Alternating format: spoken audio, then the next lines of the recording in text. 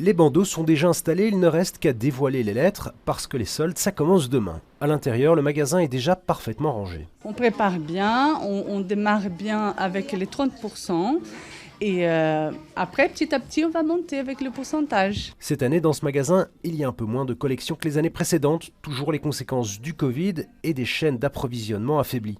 Pourtant, il faut vendre cette année probablement encore plus que les précédentes, alors on peut s'attendre à de belles réductions. Il faut qu'on vide, il faut qu'on liquide pour pouvoir acheter des belles collections.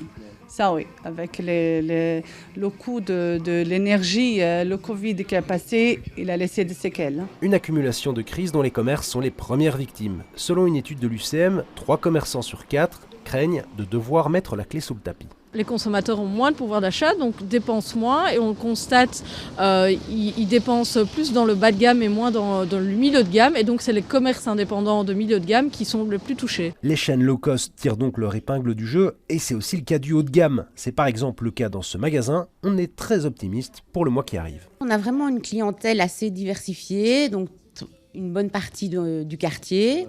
Mais on a aussi des clientes qui viennent de Liège, de Gand, d'Anvers. Et donc on est assez confiants. La saison a été très bonne, malgré tout ce qui se passe. On a fait une année 2022, le bilan est très bon. Il ne reste maintenant plus qu'à terminer d'habiller les mannequins avant d'accueillir les prochains clients.